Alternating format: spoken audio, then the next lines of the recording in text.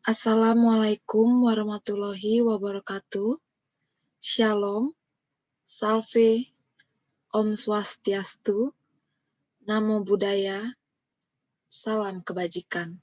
Perkenalkan, nama saya Estelina Febrianti. Pada kesempatan kali ini, saya akan mempresentasikan mengenai analisis lingkungan perumahan. Sebelum kita masuk dalam analisis lingkungan perumahan, kita perlu tahu apa yang dimaksud dengan definisi dari rumah dan perumahan.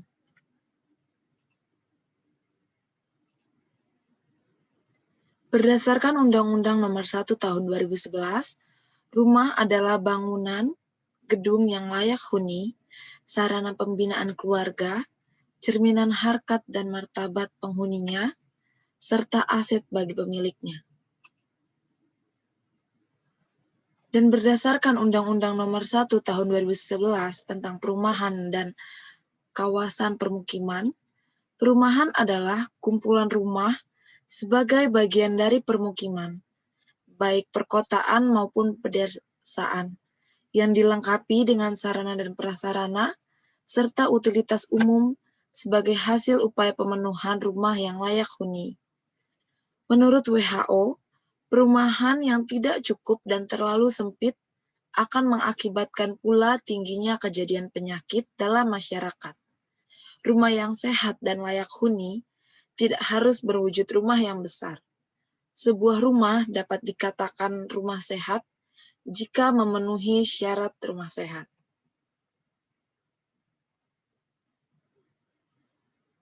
Selanjutnya, jenis rumah berdasarkan Undang-Undang Nomor 1 Tahun 2011 terbagi menjadi 5.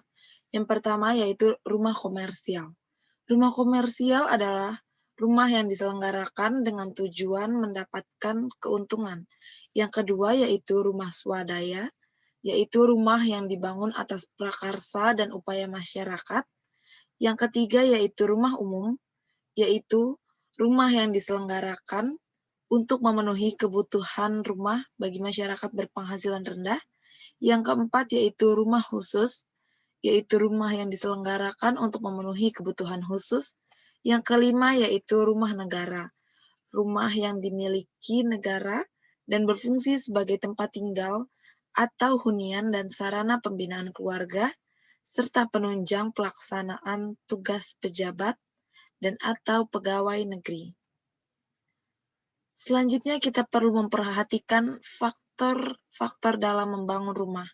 Yang pertama yaitu faktor lingkungan, yang kedua yaitu tingkat kemampuan ekonomi masyarakat, yang ketiga yaitu teknologi yang dimiliki masyarakat, yang keempat yaitu kebijaksanaan atau peraturan pemerintah setempat mengenai daerah lingkungan perumahannya.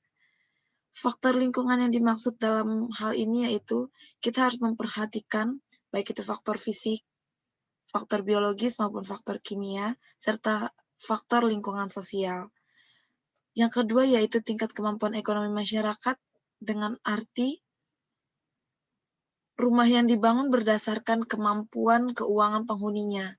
Karena dalam menempati sebuah rumah akan dan harus diperhatikan pemeliharaan dan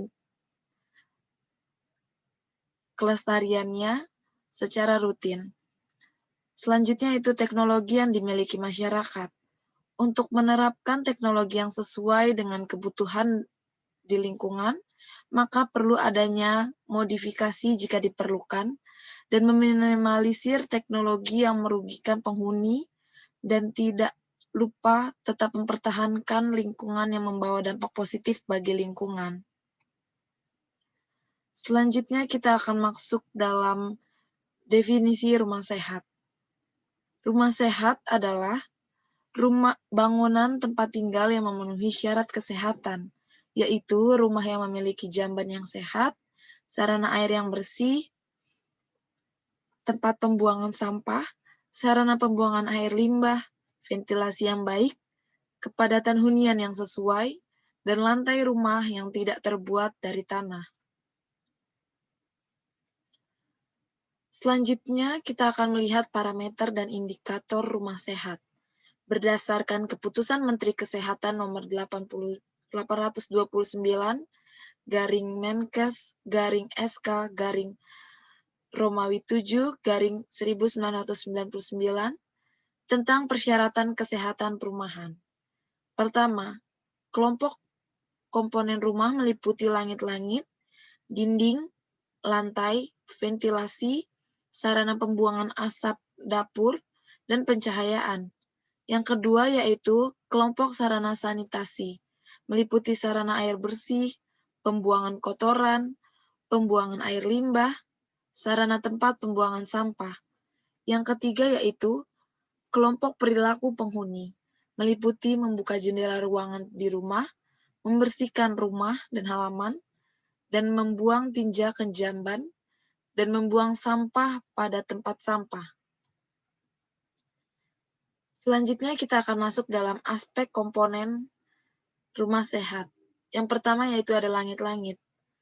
Langit-langit di sini dengan syarat dapat menahan debu dan kotoran lain yang jatuh dari atap dan harus menutup rata kerangka atap dan mudah dibersihkan. Yang kedua yaitu ada dinding, di mana dinding harus tegak lurus agar dapat memikul berat dinding sendiri, beban tekanan angin, dan bila sebagai dinding pemikul harus dapat memikul beban di atasnya. Dinding harus terpisah dari pondasi oleh lapisan kedap air, tanah, tidak meresap naik, sehingga dinding terhindar dari basah, lembab, dan tampak bersih, tidak berlumut. Yang ketiga yaitu ada luas bangunan rumah. Luas bangunan harus disesuaikan dengan jumlah penghuninya, di mana sesuai dengan Permenkes, luas wilayah harus lebih dari sama dengan 8 meter persegi per orang. Yang keempat ada ventilasi. Ventilasi di sini meliputi luas lubang ventilasi, udara yang masuk, dan aliran udara. Di mana luas lubang ventilasi minimum 5% dari luas lantai ruangan. Untuk lubang ventilasi insidentil atau bisa dibuka dan ditutup minimal 5%. Dan jika dijumlahkan, ventilasi memiliki luas 10 kali luas lantai ruangan. Yang kelima yaitu ada pembagian tata ruang yang meliputi ruang untuk istirahat atau tidur, ruang dapur, kamar mandi, dan jamban keluarga. Yang keenam ada pencahayaan yang meliputi pencahayaan alamiah dan pencahayaan buatan. Yang ketujuh ada lantai. Lantai harus kuat untuk menahan beban di atasnya, tidak licin, stabil waktu dipijak, permukaan lantai mudah dibersihkan. Lantai perlu dilapisi dengan lapisan yang kedap air atau bisa disemen, dipasang tegel, dan sebaiknya lantai ditinggikan 20 cm dari permukaan tanah. Dalam pencahayaan alamiah contohnya pencahayaan yang datang melalui sinar matahari, melalui ventilasi dan jendela pada rumah, dan pencahayaan buatan dapat melalui lampu minyak, serta listrik. Selanjutnya kita akan masuk dalam sarana lingkungan yang berkaitan dengan perumahan sehat. Yang pertama ada sarana air bersih, yang kedua ada jamban, yang ketiga ada saluran pembuangan air limbah atau SPAL, yang keempat ada sampah.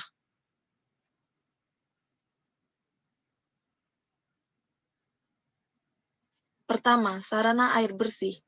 Air bersih adalah air yang digunakan untuk keperluan setiap hari yang kualitasnya memenuhi syarat kesehatan dan dapat diminum apabila sudah dimasak. Syarat dan indikator air bersih diatur dalam Peraturan Menteri Kesehatan Republik Indonesia Nomor 32 Tahun 2017. Syarat utama air bersih dapat dilihat melalui pertama, syarat fisik, kedua, syarat kimia, ketiga, syarat biologi. Kedua yaitu jamban atau sarana pembuangan kotoran, di mana prinsip cara pembuangan tinja ada 5 yaitu 1. Kotoran manusia tidak mencemari permukaan tanah. Kedua, kotoran manusia tidak mencemari air permukaan tanah. Ketiga, kotoran manusia tidak dijamah oleh lalat atau serangga. Yang keempat, jamban tidak menimbulkan bau yang mengganggu. Dan yang kelima, konstruksi jamban tidak menimbulkan kecelakaan. Selanjutnya kita masuk dalam saluran pembuangan air limbah atau SPAL. Saluran pembuangan limbah adalah saluran yang digunakan untuk membuang dan mengumpulkan air buangan kamar mandi, tempat cuci, dapur, di mana bukan dari jamban. Dengan tujuan adanya SPAL adalah agar limbah tidak meresap ke dalam tanah dan tidak menyebabkan penyebaran penyakit. Dapat dilihat dalam tampilan bahwa syarat pembuangan air limbah ada 3, yaitu sarana pembuangan air limbah tidak memungkinkan pencemaran lingkungan hidup di permukiman. Yang kedua, bangunan sarana pembuangan air limbah tidak terlalu tinggi biayanya untuk penduduk berpenghasilan rendah atau sedang. Yang ketiga, secara teknis mudah dibangun, mudah dirawat, berdaya dan berhasil guna, dan tidak menimbulkan kecelakaan.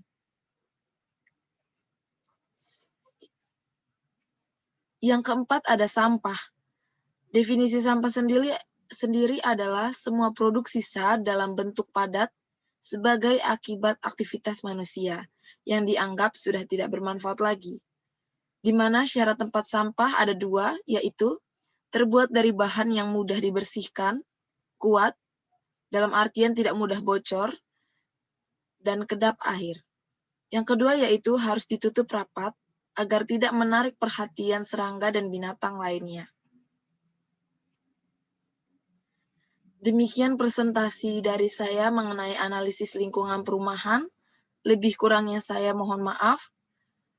Saran, masukan, serta kritikan dari semuanya, dari penonton, saya terima dan dapat dituliskan dalam kolom komentar.